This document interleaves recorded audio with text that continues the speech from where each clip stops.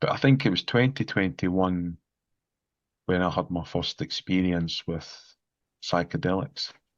It was in the middle of lockdown, and it just cracked me wide open, you know. And really from that point on, that weekend, I was on antidepressants for about 6 months before that weekend. And after 2 nights with Mother Aya, I just stopped taking the pills. I didn't need them anymore. So it was just a little drop in terms of the where I was going in terms of my path. In the sharing circle the next day, it wasn't just for me. I was breaking an ancestral line of alcoholism going back several generations. I sometimes do my mutterings, and I'll walk through the woods and do some mutterings. Everyone should just be kind to each other. If everyone just were a little bit kinder, I think the world would be such a better place. Welcome to the podcast, Journeys of Deepening Trust. And today I have with me Paul McNeill. Welcome, Paul. Hi, Tanya. Pleased to be here. Well, we know each other through the Pellower community. So how would you like to introduce yourself, Paul? Okay. Well, my name's Paul McNeill. I'm 55 years old. I stay in a wee village in Midlothian, Scotland. Married for 31 years, two grown-up kids who have now left the nest, and I'm left in this lovely house with my wife, a black labrador called Luca, and two cats called Gus and Noah. Fantastic. Thank you. So this podcast is called Journeys of Deepening Trust.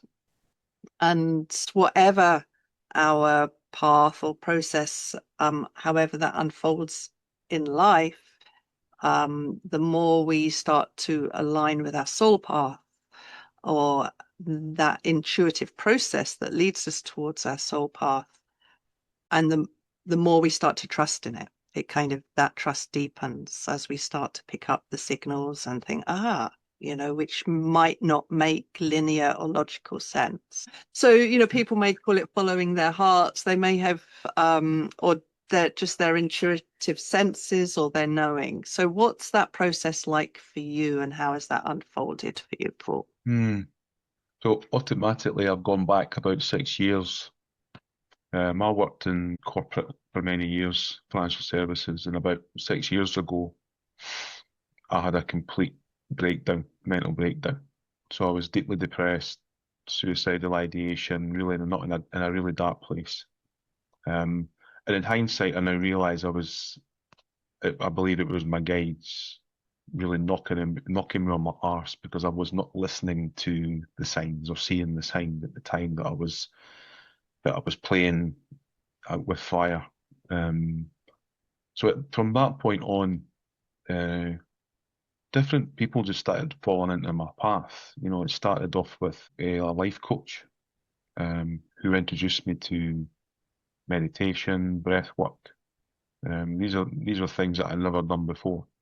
And really, since then, working with a charity that I'm now a facilitator with called Andy's Man Club, I was able to start talking and open up about my demons, my problems. Men don't talk enough, you know. So I'm now an ambassador for holding space for men to open up and talk. But I think it was 2021 when I had my first experience with psychedelics. It was in the middle of lockdown. It was in the south of Scotland, so it was all very secret. Using ayahuasca, obviously, in the UK, and it just cracked me wide open, you know. And really from that point on, that weekend, I was on antidepressants for about 6 months before that weekend, and after 2 nights with Mother Aya, I just stopped taking the pills. I didn't need them anymore. So it was just a little drop in terms of where I was going in terms of my path. And really from then on, I've become much more spiritual. I didn't really know what spirituality was. I was brought up a Catholic, but I wouldn't say I was a practicing Catholic for many years. But I've kind of moved from religion to spiritualism. There's a distinct difference. Um, you know, meditation, breath work, the universe, you know, karma. I guess, all that juicy stuff. That was really the start of it, Tanya. Yeah, from there on. Yeah. So what happened between that, from how did you get from breathwork to taking ayahuasca? Yeah. That's my first. There's other Well, questions I've got, but I joined a coaching academy called Mindful Talent, and I'd left my corporate work role. I'd been off sick for quite a while, signed off, and they didn't treat me too well, to be honest. They didn't understand mental health, so I ended up leaving, and it was the best thing that could happen to me. So I was off out of this corporate world for maybe 6 months, and during that time, I enrolled in a year-long course to become a life coach. And during that process, I came across a shaman who had previously done mindful talent, and I'd, I was just drawn to the idea of going away on a retreat, um, and just trying this experience. It's difficult to. I was just I just knew I had to do it. I'd never heard of plant medicines, and something inside me just drew me to it. And it's happened so many times over the last 5, 6 years as well that when you see something and you just feel something inside, and before you know it, you've put down 2 grand or whatever just to pay for it, and it's done. It was a bit like that. It was a bit like that. Um, I was just open to trying anything, and I still am. I'm very open to whatever falls into my path now. Um, yeah, I was very apprehensive about it, going away with 3 other strangers, um, and going through that ceremony and experience was, you need a lot of courage to do something like that. But I was able to jump through my fears, and by God, I got an interesting experience for sure. In hindsight, from the other ayahuasca experiences I've had, and maybe come on to that, she was quite gentle with me at the beginning. So it's fair to say that the potency ramped up, particularly when I was over in Peru 18 months ago. Yeah. interesting. So you're saying there that that sense of being drawn and that knowing, and then as you're aligning with that, then things fall into your path, Yeah, that I journey. think you've got that gut feel, that intuition, that knowing. I've always had it, and I reflect back when I was a little boy and stuff like that. I knew sometimes that things were going to happen, or I just had that feeling. But it was pretty much shut down straight away. But it's always been there. So I now really trust my gut, intuition, whatever you want to call it. I sometimes get a little flutter in my heart space as well. That's another sign that it's part of my journey. So I go with it, no matter what. Beautiful.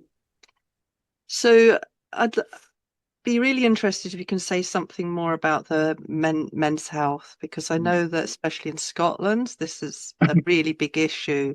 And I don't know if you Yeah. and Jason Schroeder have met. He's been on my podcast a couple of times, and he established the Scottish Men's Sheds. So Oh, and right, now okay. runs the Scottish Men's Shed Association for the same reason, for men's mental health and understanding the importance of that, like I say, specifically in Scotland. So I'd be really interested to hear about your experience. And now I understand you facilitate Yeah. groups as well. Excuse me. So I think it goes back to probably about May 20, just at the start of 2022. Can't remember if we were just out of lockdown or whatever. But I was attending a men's suicide prevention charity group called Andy's Man Club. Andy's Man Club now have over, I think, 350 clubs across the UK, and there's many in Scotland. And it's a safe place on a Monday night to go with a group of men, peer to peer, and just talk if you want to talk. And I think what was good for me the first few times I went, I mean, the first 3 times I actually drove down and ended up not going in. I ended up driving away again. You know, there's because that whole stigma around talking about your problems as a man. You know, I was brought up in a loving family, but I was brought up in a East Lothian town. You had to look after yourself, you know, Mhm. and showing any signs of weakness as talking about mental health was at the time. You just shut it down. Um, in hindsight, it's the most courageous thing you can do is actually to talk about your Yeah. about your shit, right? So I went along to Andy's Man Club down in Preston Pans for a few times, and then I wanted to do this myself. There was no club in Midlothian, so I basically started the first Andy's Man Club in Midlothian uh, in May 22, and the power. It's not just about talking; it's about listening. Just the power of men getting into a group, into a circle. It doesn't need to be not just men, but just listening to other people's shares allows them to relax a little bit and realize that it's not just them that's got Yeah. some problems, you know, and that it's okay to talk.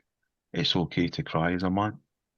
Because I think we're brought up and conditioned in society, Tanya, to just, you know, man up and keep quiet and just get on with it. And, you know, it's actually the wrong thing to do. Um, so so yeah, we get about 15 or 16 guys coming every week to the group.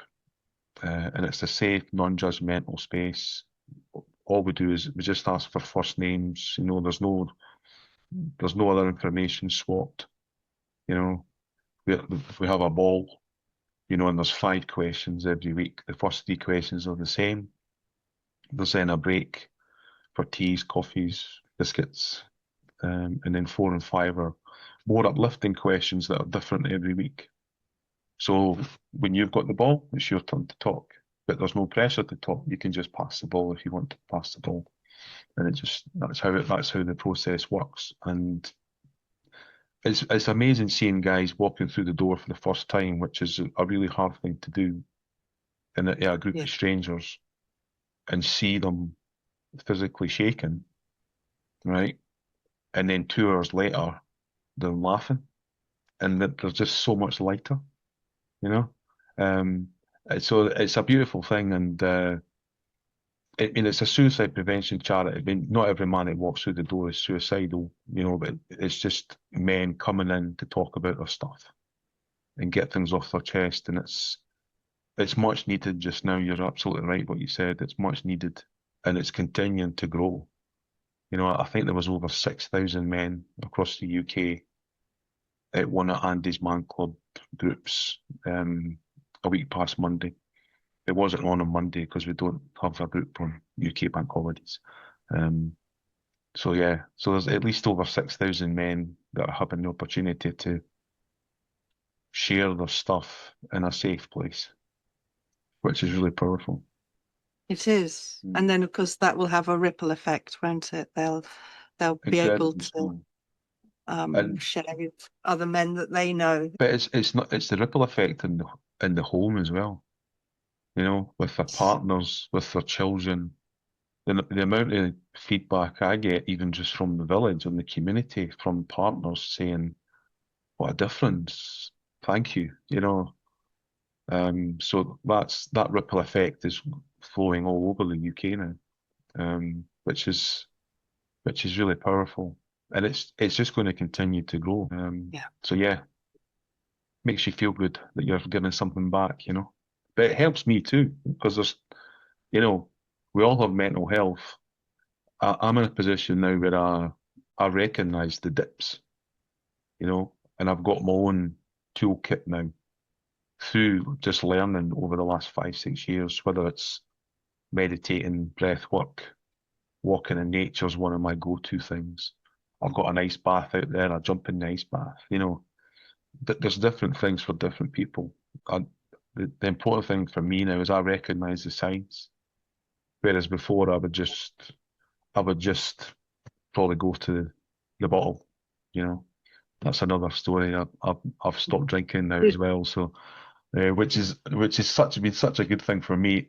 But the ripple effect again on my family and my friends, it's just another chapter in the journey.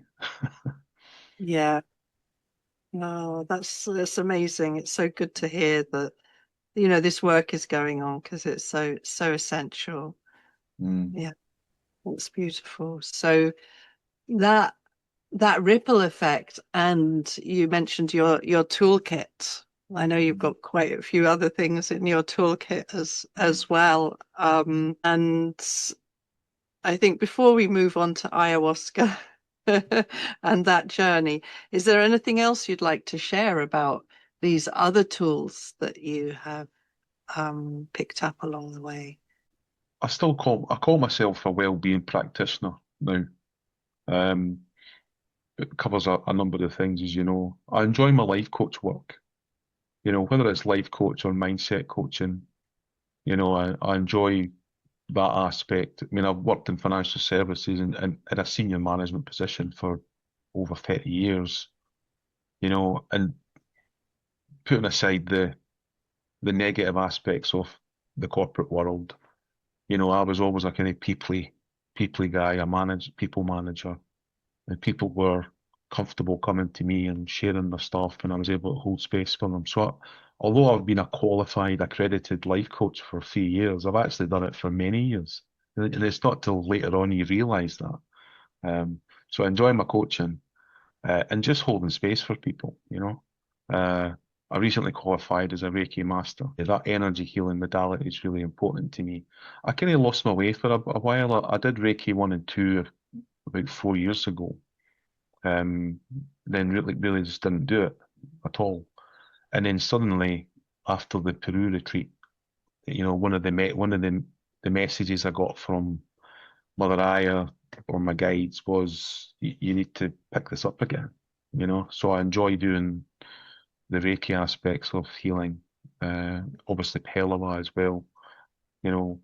They say it's interesting because they say Reiki is more earthy and physical, and you'll know that Pellava is more about consciousness in the mind. But with working with Reiki more recently, I feel that can actually help from an emotional perspective as well. So it's quite interesting. I've not actually done Pellava for quite some time, although it's still there. I've not quite put it down. So I It think it it'll never come it back at never some. leaves. No.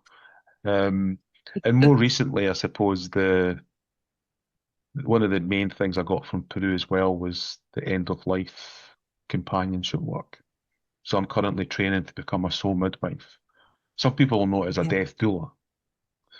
Hmm. So I recently passed my diploma to become a soul midwife, but I'm doing my case studies at the moment.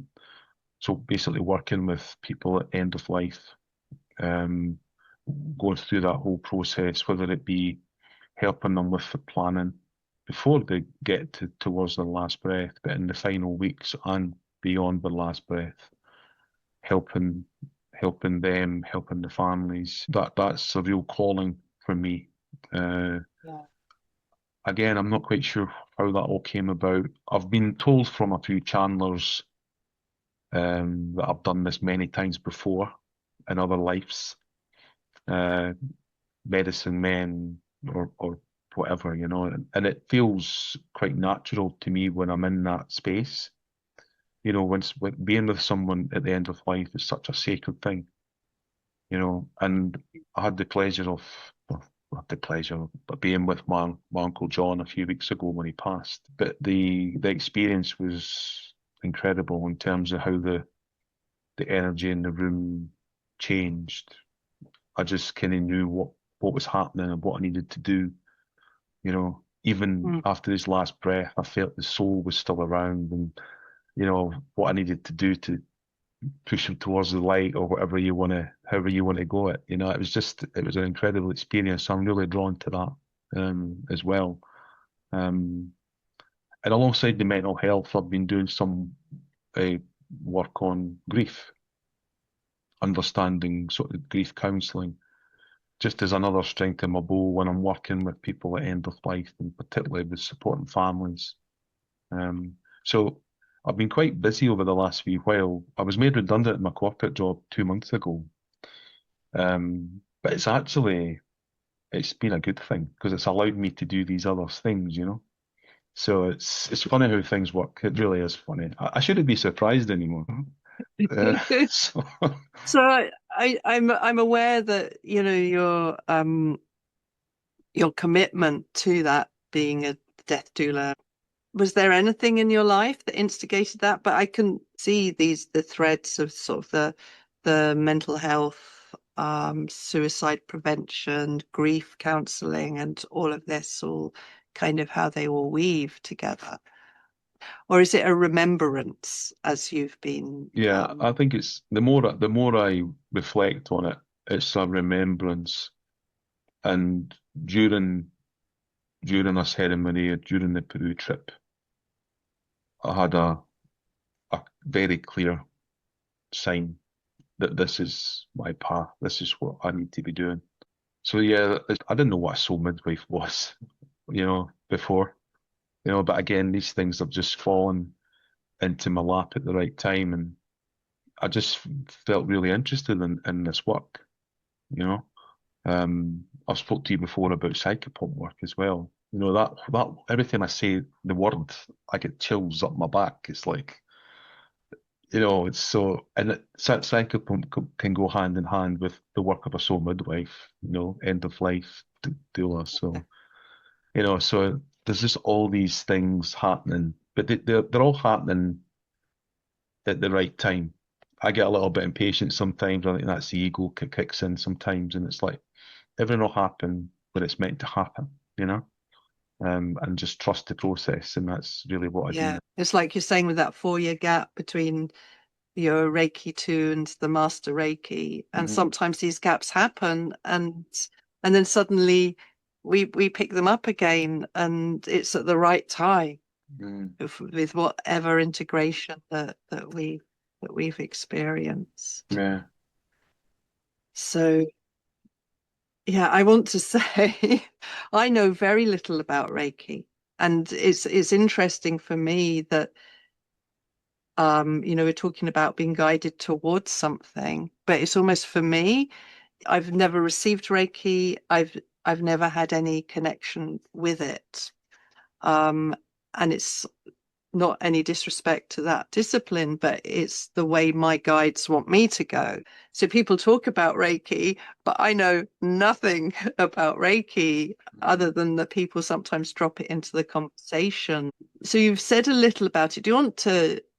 Would you like to say a little bit more about Reiki to someone like me who knows nothing? Yeah, well, it started at the turn of the 20th century. It was a Japanese man, Dr. Usui, and I can't remember the story, but he ended up in the top of a mountain somewhere, and he basically he channeled these these symbols through Reiki. And when he went back down the mountain, he was touching people, and they were getting healed of their ailments. Reiki means universal life force. So what I do is I basically call in. There's various symbols that you're taught that calls in the Reiki energies. So you've got to be very grounded, protecting your energies, and you call in the energies. And basically, it's straight from source. Life force energy comes through you, and it comes out of your hands. And then you'll see them placing the hands over the body in certain areas. You know, um, it's really important to understand though that I'm very much the channel. I'm not. I'm not really healing anybody. It's the actual person that's healing themselves by allowing this energy. If they're open to it, then it'll do what it needs to do for Yeah. the highest good. You know, like quite a lot of modalities, really, isn't it? Really, but certainly from my experience, particularly over the last few months when I've been doing my case studies to become a master Reiki teacher, I've it's been incredible. I mean, the healing that's taking place, and when I say healing, it's not like I'm not healing cancer and things like that. It's like little, it could be emotional releases, you know. It could be just a different level of perspective. It could be that their knee pain has gone away. You know, I often do Reiki on my two kids, if they have period pains, for example, you know, and it relieves the period pains, you know, so that it's because they're open to it as well and they know that it works. Um, but interestingly, Beautiful. the last few times since I got attuned to Master Reiki to Reiki Master, I've been getting little messages coming through, uh, almost like I don't know, mediumship or clairvoyance, whatever. I don't know what you call it because I've really not dabbled in it at all. But I've had the courage to share with a couple of my clients, and it's really resonated with them, you know. So it's like Mm, I believe that as I'm developing my skills and not drinking alcohol anymore, I think it's a big one as well. You know, that my connection to source, to spirit, is getting stronger. And I'm trusting what's yeah. coming through more, and I'm not blocking it or thinking that's just me thinking that. You know that whole is that me or is that someone guiding me thing. So I'm in this process, I think, of being able to. I don't know if I'm going to end up channeling one day, but picking things up. I'll give you a quick example because it's quite funny. I was doing a Reiki session on one of my neighbours. There's a case study for the Reiki Master, and "You dirty rat" kept coming into my head. "You dirty rat, you dirty rat." I'm like, what's this? Right? So I shared it with my neighbour, and he's like, oh my goodness. He says, I asked if my dad, who had passed several years ago, could come through and give me a sign that he's okay. And "you dirty rat" apparently is what Humphrey Bogart used to say as an actor. So, so my neighbour immediately is like, that's my dad letting me know that he's okay. So I was like, Oh, it's like so random, but it's like there's no way that I would have thought about that. I made that up, So it was fascinating, and it really helped him. yeah.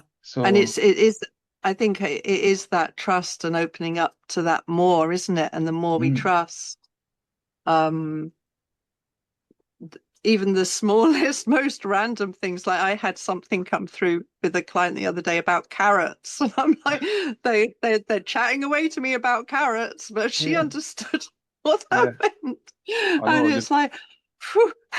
You've just got to get out your own way, right? And it's hard sometimes, but because I mean, the other one was I saw Dennis. We heard of Dennis the Menace.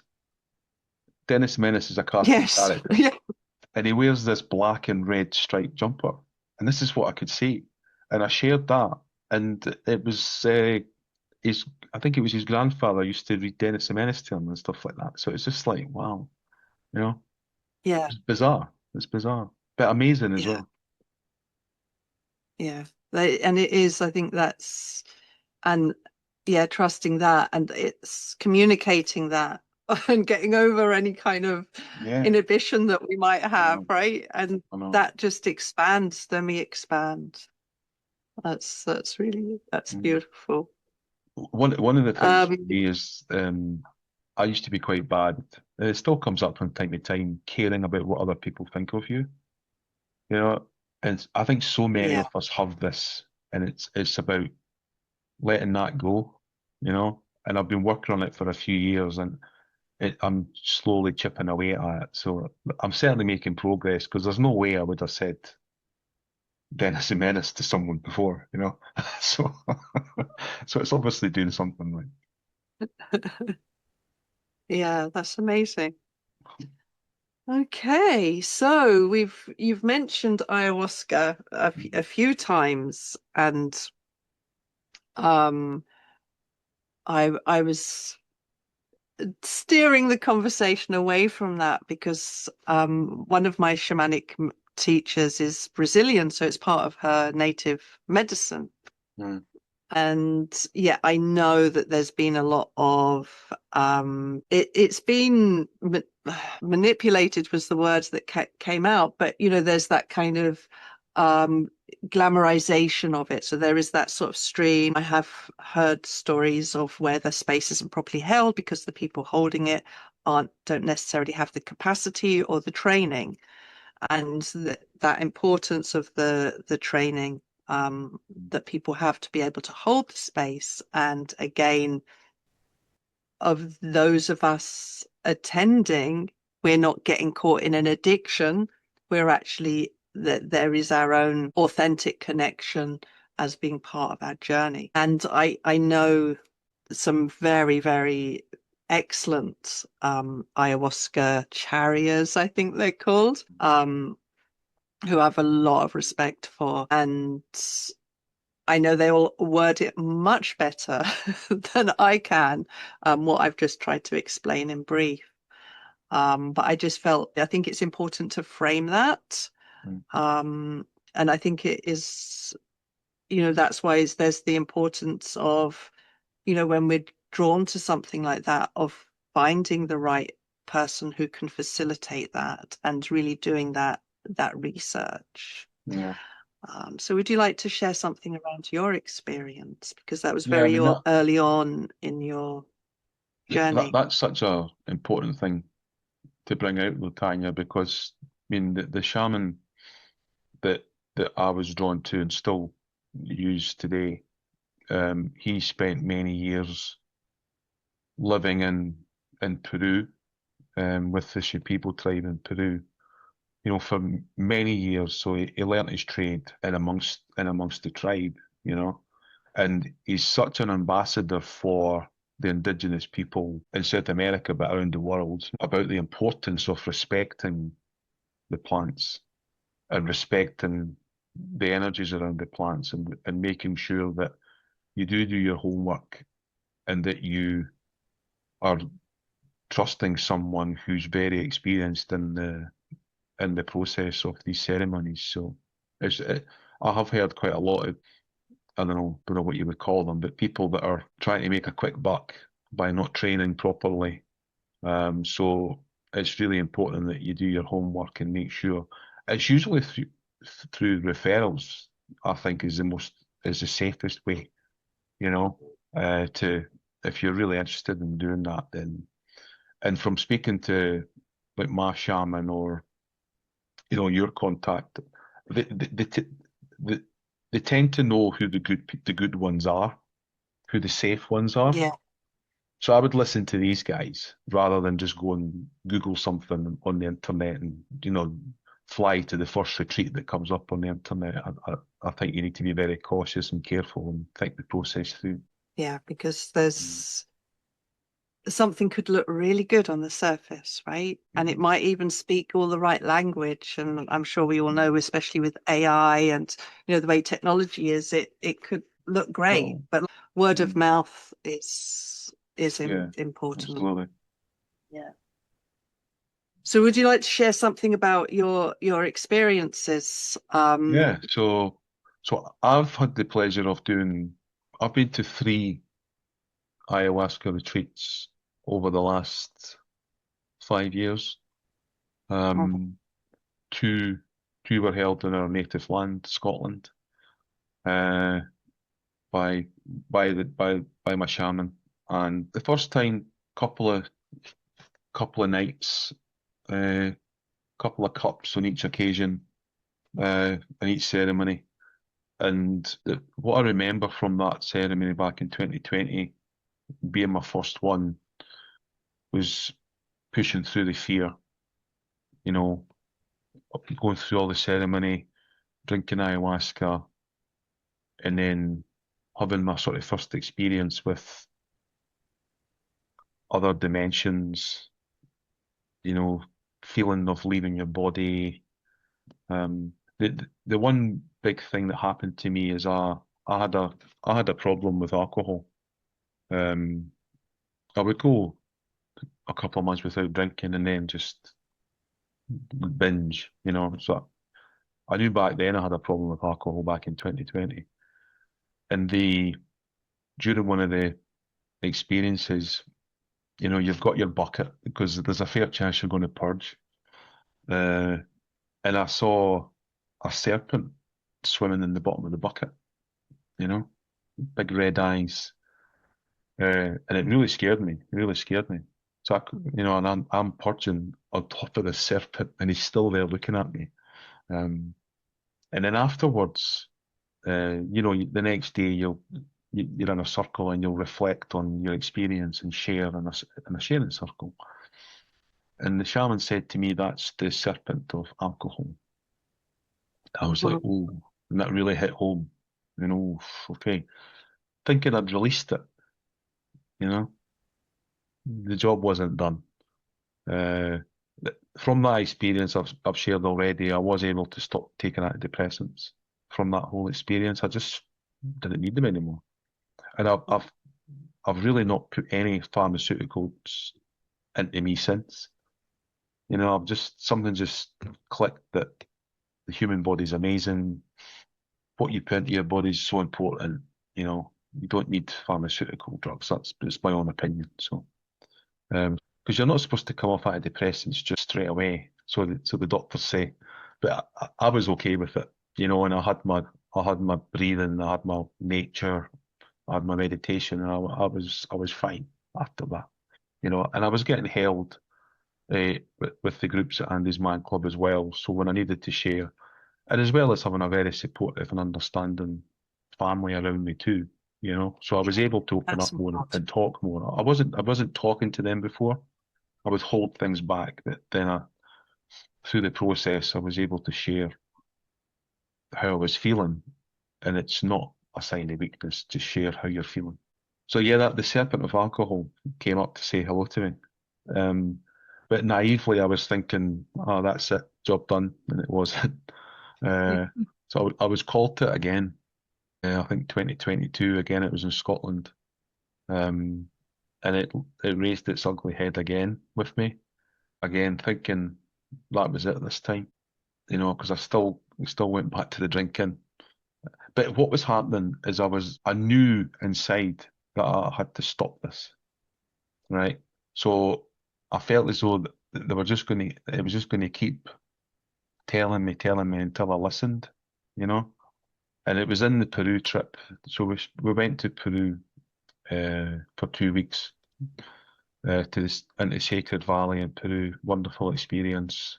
14 of us from all over the world. This beautiful space held by the Shipibo tribe themselves in ceremony, which was just, two of the master healers in the group. So I felt very blessed to have them with us. So much wisdom, and felt very safe with them as well. Especially they sing the Icaros, and it's just beautiful when they sing the Icaros. But again, on one of the ayahuasca ceremonies, the demon appeared. So I was like, I mean, you know what's going on. I mean, you are going through something, but I certainly knew where I was. I remember being on all fours, like looking into this bucket and, purging into this bucket. And I felt as though, right, that's it. And then the shaman, she came over to me and said, no, no, stay down, stay down. And she started a bit like like these things, right? So she started doing her magic up and down my back. Um, and there was more there. And there was something deep, deep inside. Right? So, I mean, there was nothing in my stomach, right? But the only way I can explain it is I could feel something moving actually up through my body. And as I was like going like this, wrenching, and eventually it seemed to take ages as she was working on me and she's singing this. All I can say is, without getting too graphic, this black stuff fell into the bucket out, and it came out of me and dropped into the bucket. It was like oil, right? And then I just felt so light after it. And she Mm. just sort of went, "Now you're good," or something like that. She said, you know, and that was the release. Um, so yeah, it took me a few months actually to stop alcohol altogether. But I actually just celebrated on Sunday there. That's a year off the alcohol, which is a big achievement for someone who's been drinking for 40 years, you know what I mean?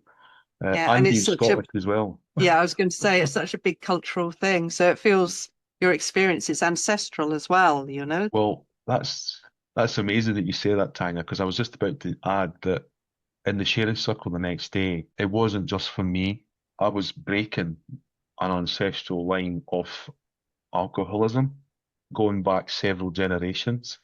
Mm. You know, and I should be very proud of myself. And I was like, yeah, I'm feeling proud of myself, you know. So it was really, really hard work, but so worth it, you know. Yeah, so hopefully future generations are going to thank me for it. Yeah. I've got chills as you're talking about that. And it is, I mean, that's very often part of why we're here, you know, Mm. is to break these ancestral curses on behalf of our lineage. Yeah, And it's yeah. big work and it's very often unseen work. Mm. It's Mm. just you got to just facing the dark, facing your demons and facing your shadows it's scary stuff. Yeah. But if you've got the right people around you, yeah, trust the process. And there are a lot of really good people in all types of modalities who can um, offer that support. Mm. Wow. The nature of your work, you know, it's the depths. You go to those depths in your work. You go to them in yourself. You go to them within your work. You know, the things that most people kind of like, oh, shrink away from, you know, the grief, the dying, men's mental health, the alcoholism, especially in Scotland, you know, Mhm. again, for those who understand the Scottish culture. What is your dream or your vision for a new story?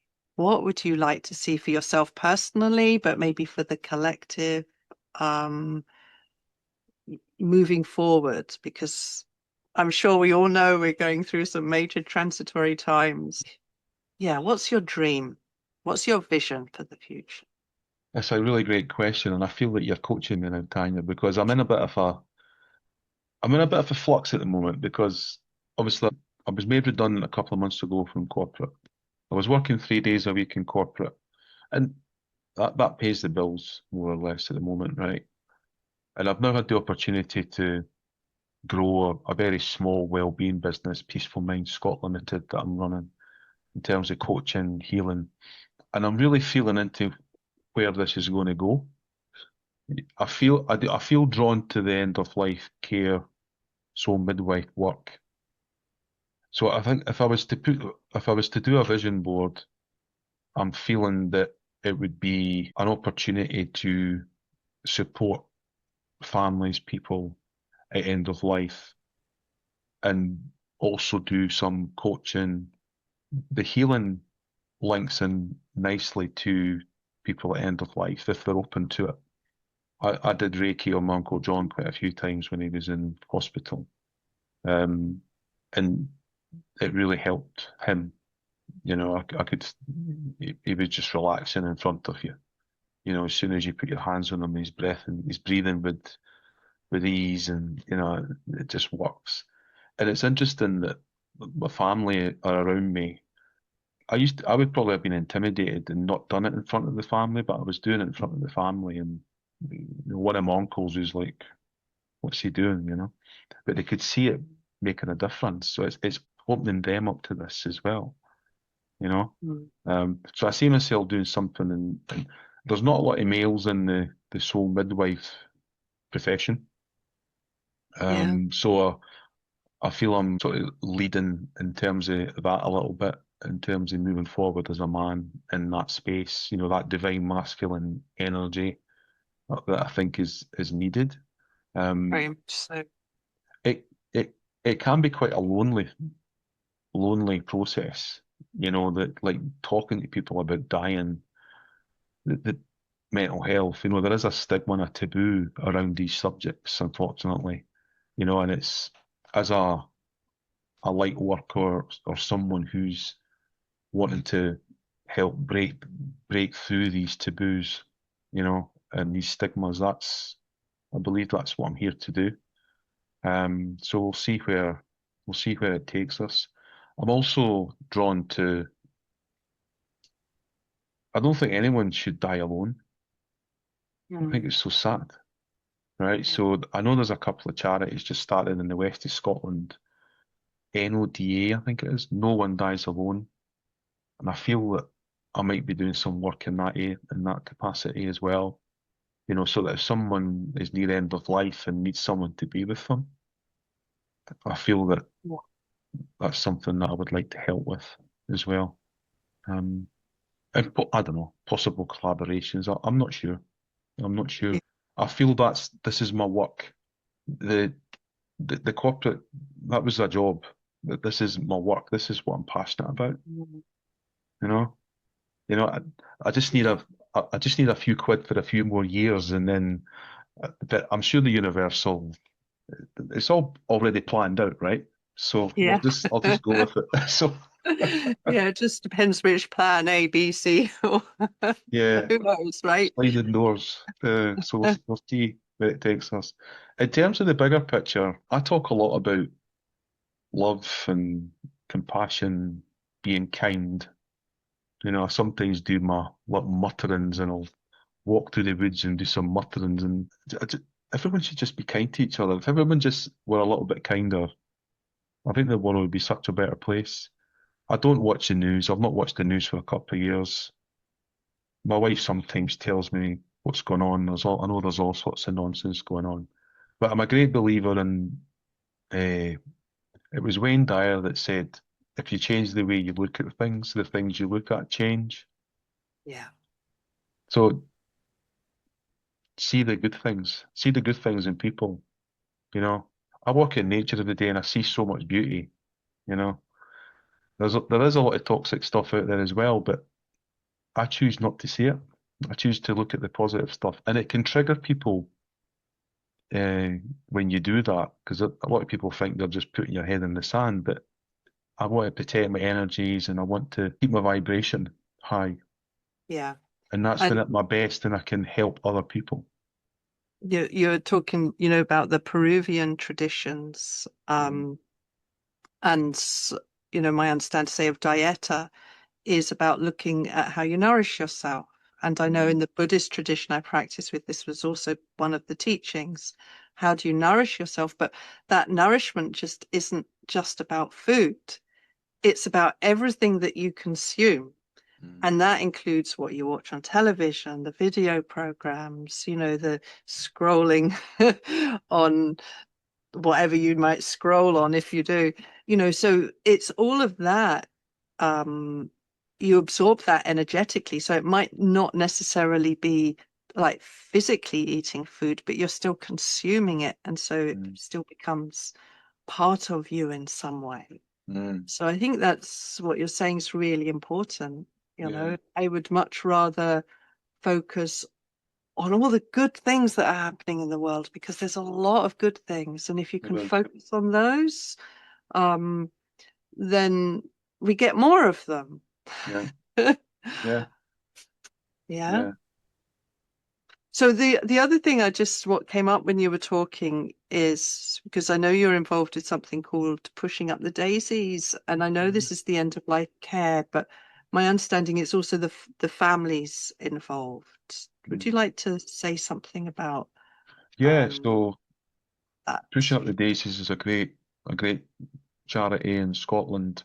And really, what our aim is to not educate, but just remind people that they have options when they or their loved ones are near an end of life, and immediately after the last breath, what options you have. I think in society nowadays, particularly since the sort of 1950s onwards, more and more people will die in hospitals or hospices or care homes, whereas up to the 50s, most people tended to die at home, and people knew how to deal with the dead after the last breath. So what that charity is all about is just reminding people that what the options are, that and encouraging people when a loved one has died and after the last breath to pause and actually slow down rather than I need to phone the doctor, I need to phone the undertaker. There's no hurry. And we've spoken to so many people who regret not being with their mum or their dad who's just passed. You know, they go into overdrive, they phone the doctor, the undertaker's here, the body's away, and it's gone. And it doesn't need to be like that. There's options to, I think you've got 8 or 9 days before you even need to register the death, But with a few simple techniques, you can keep the body at home quite safely for 3, 4 days. You could put candles, play music, start that grieving process. And that's the way it used to be, Yes. and we've kind of lost our way. So it's about not telling people, but reminding people that you have options. And not everybody will want to do that. I was speaking to my mum last week, doing her end of life plan. You know, we can have you at home for 3 days, and I can sing to you and play music and all this kind of stuff. You know, but these are options that are available, and you don't necessarily need to go to a funeral director. You can go direct. You can work direct with some natural burial ground places and stuff like that. So that the idea of slowing down and being with your loved one for 2 or 3 days at home just allows the grieving process to begin. It makes it real, you know. Um, but again, I know that's not for everyone, but it just gives options. It opened my eyes. I didn't know that. No, I didn't. I don't think a lot of people do now, you Yeah. know. It's Um, good information to have yeah. out there. So yeah, pushing up the daisies I would say it's growing now. We're starting to grow. We're starting to get out there a bit more. Um, and it's just getting through that whole stigma of talking to people about death. I was at a death cafe last weekend, my first death cafe, which is really interesting, you know, Yeah. eating Yeah. cake and drinking coffee and tea and talking about death, the before, the during, the after, and 2 hours went like that. I think there was about 10 of us around the table, and yeah, the things that they don't talk about. I think most people do want to talk about it. I think they're actually quite intrigued about it. Yes. Once you get started, you know, um, Yeah. Because it's something I think we don't talk about very often. You don't know other people, how people think and feel about it. yeah, yeah, Yeah, that's beautiful. Yeah, I feel it's really important. I had another podcast guest on where we spoke a lot about this, and okay, he felt, and it's interesting that as you know, within this community, there tends to be more women than more men. But the men that I've had on, nearly all of them have spoken about the death process in some way. I've read a lot of books recently about it as well, and I remember, I think it was Ram Dass that said dying is like taking off a tight shoe. I thought Mm. that was beautifully poetic. But I've read a lot of books on it and understanding that death is part of life, and we plan for christenings and we plan for weddings, but we don't tend to plan for our own death. Yeah. And it just seems a little bit illogical to me. I'm curious. I'm just curious about it all. So um, I'm just starting to branch out and work with Pushing Up the Daisies to get out into the local communities and start setting up events and talking about this stuff a little bit more, and see who turns up, see who comes along. Yeah. And it is important to bring that conversation into community. I feel it's important to also bring the dying more into the community instead of pushing it out into hospitals and nursing homes. Yeah. Well, you can see how much they're struggling just now as well.